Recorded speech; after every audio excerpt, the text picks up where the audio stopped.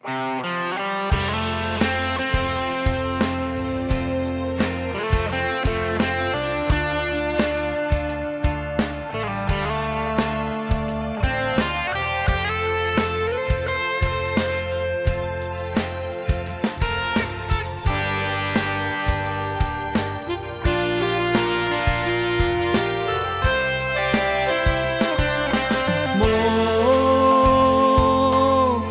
องสู่ยามตกเป็นก็ถูกพาลืมหา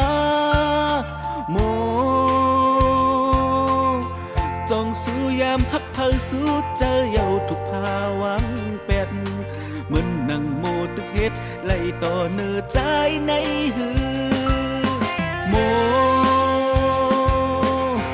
จ้องยามหูถึงตั้งเจ็บก็ถูกพาลืมหาโม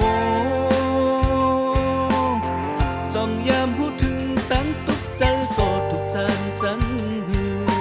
มือหันสู่ไปย่างกว่าจูเขาและใจย่างออกมาอย่าไปปันลาแห้งใจอย่าไปลาดลาความเฮามีแห้งเส้นใจ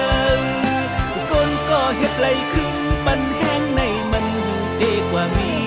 ต่างหูถึงแขนแทงแห้งเธอจมอย่าหยอกเจอแขนแทงแห้งเฮาแป๊บแลนตู้เก่าก้อยโมปีติอำบนสอนว่าเป็นวดวันลืมโมปีติอำบนสอนโมพิษดีอยากแล่นใจในดีหักเอาตั้งพิษปีเฮ็ดเป็นภายเลี้ยวก้อยเสือลาน้องโม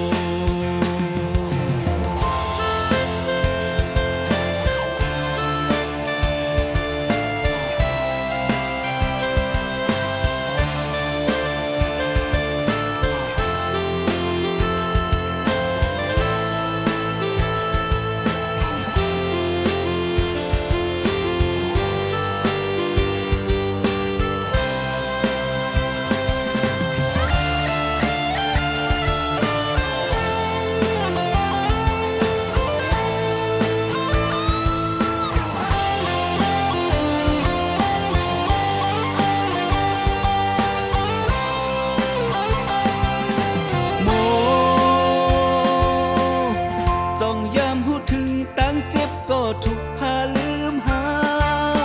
โมจ้องยามหูถึงตั้งตุกใจก็ถูกจานจังหือ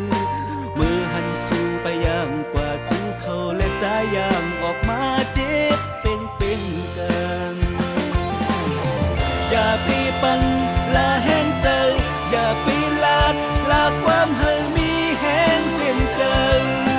ก้นก็เฮ็ดไหลขึ้นปันแห้งในมันหูเด็กว่ามีต่างหูถึงแขนแทงแห้งเธอจมอย่าหยอกเจอแขนแทงแห้งเธอแป๊บแลนตู้เก่าก้อยโมปีติอำบนสอนว่าเป็นวดวันลืมโม